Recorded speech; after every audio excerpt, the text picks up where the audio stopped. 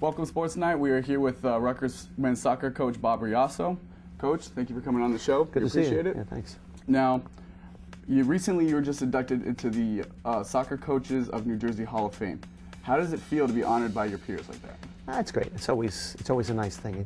It also tells you you're getting older too, because usually getting Hall of Fame when you start getting older. But it was nice. It was a great New Jersey soccer event. The group they brought in at that time could have honored any state in the country. From Peter Vermees, one of our former players, to Tab Ramos, Johnny Harks, Tony Miola. That's an unbelievable group of players. And then great coaches like Manny Shelshaid, Kenny Lola from Louisville. So it was a nice time for all the New Jersey soccer gang to get together and swap some lies, as we always do. So. Expand those stories out a little bit, right? Yeah, it's great. Now, this obviously, an honor like this comes after many years of achievement. And during your 28 years here, you've had a continuous track record of success. What do you think has been the key to maintaining that over the time?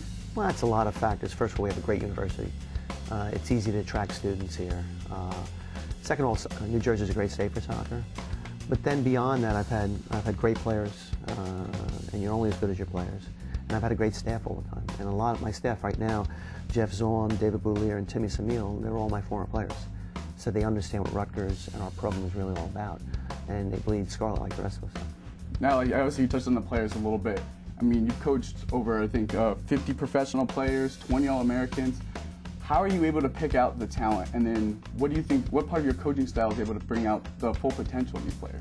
Well, first of all, picking out the talent, most coaches can pick out the top players. I mean, the key, though, I think, is finding, that player that maybe hasn't developed yet and bring him in. And then the idea of how to develop them is you have to set your standards so high in practice every day. That in order to work that hard when they get into matches, not that the matches are easy, but they're really well prepared for the matches. So. Now, I mean, obviously a lot of your players have had success on the field for you. Mm-hmm. And then many of these players also, like you said, some are on your coaching staff, but then they've also gone on to other universities to establish themselves there, both on the administrative side and on the coaching side of both the college level and the pro level. How does it feel as a coach to see some of your players go out and that you're kind of personally having such a big impact on the soccer community?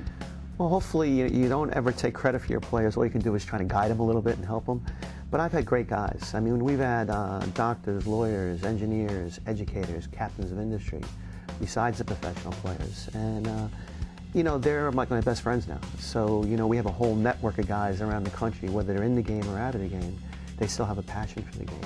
And, the day that I enjoy the most every year is when we have our alumni day. Okay. Because you get a chance to see all the old guys. And now, I'm getting old enough now, they're bringing their kids back. And for them to bring their kids back and then continue the process is probably the most rewarding thing. Now, just a little side question here. Do you still get involved in this alumni game? Do you still go out and try to play a little bit? I'm a little past that, actually. I used to run around with the guys more, but now at my age, if I can still play with them, it means my guys aren't good enough, even the alums. So yeah. Now it's just more I sit back and I enjoy them and enjoy the company. So it's a lot of fun. Now, shifting gears a little bit, obviously, the end of the spring season is coming up. What do you think you've learned about this year's team kind of heading into next season? Well, we're kind of rebuilding our program. This past fall we started 5 freshmen, 5 sophomores.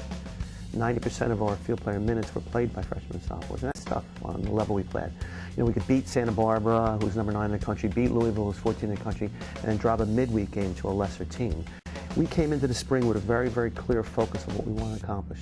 We wanted to use it like a preseason camp, because 3/4 of our team is here. And we wanted to build a team and a tactical understanding of the game, so that if we could take that team after the spring and roll them out in the fall against any opponent, and 1, prevent goals, and 2, be dangerous in the attack. And I think we've really accomplished that. This group is tactically so far ahead of where we were in the fall. And that tactical understanding and the camaraderie, because they're a great group of guys, builds confidence. And right now, this is a very, very confident group. In our 4 spring matches, we've only given up 1 goal, and we've scored 7.